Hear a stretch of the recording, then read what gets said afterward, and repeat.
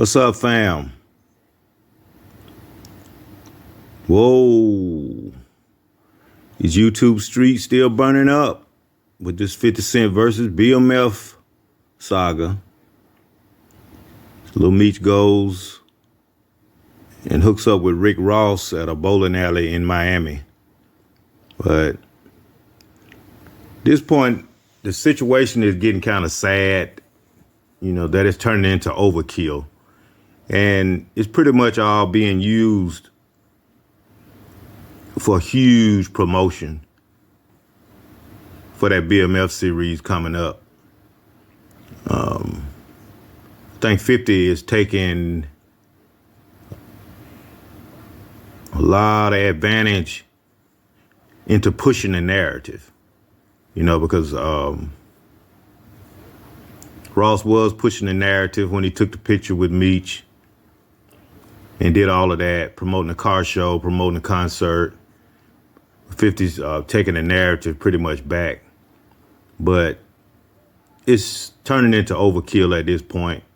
I expect the BMF series to do huge numbers when it premieres for the season 4. And people shouldn't be surprised at the way 50 Cent is behaving,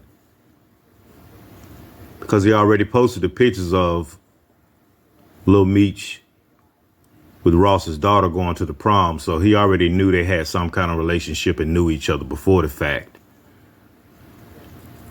On top of Lil Meech was hanging with Slow Bucks way before the picture of T and Supreme Son had surfaced.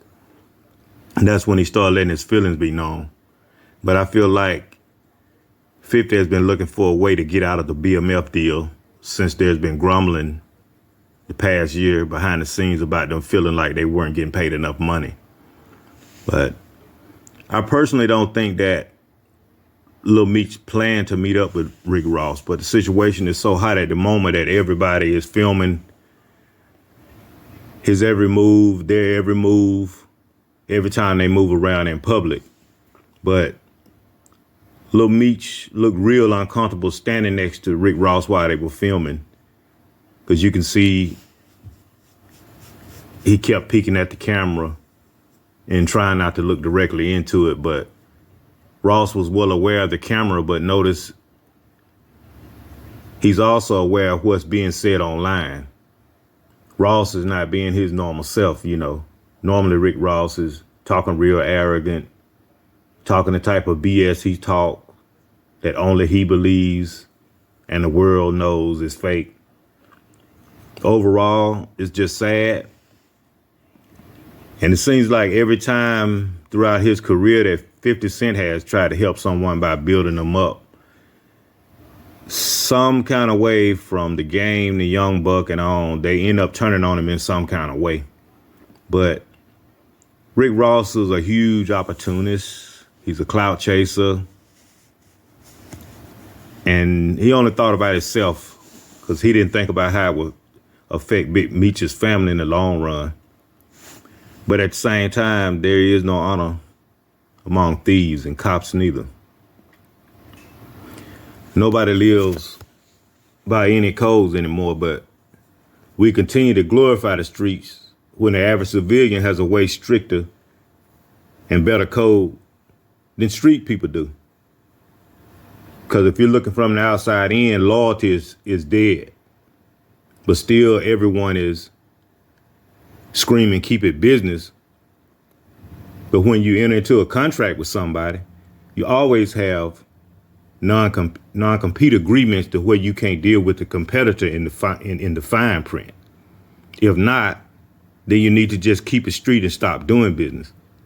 But a lot of people shouldn't be doing business if we went by that standard, if they feel that they have to double dip and not choose a side to be on.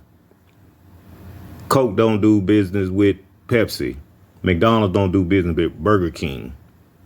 But it's crazy how Lil Meech had got hooked on drugs and we never knew any of this until this situation unfolded, coming to the set high off of pills, to the point where 50 Cent had to send him to rehab.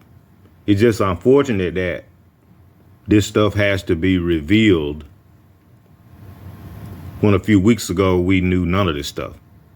On top of Lil Meech trying to steal a $250,000 Richard Mille watch. But I think Lil Meech is suffering from a lot of trauma for not having his father in his life. 50 did a lot for him and stuff that would make anybody feel a certain kind of way. The only thing it does is make it harder for the next person to catch a break that runs across somebody like 50, you know, for that matter, because everybody is tuned in and noticing the character of all these individuals involved.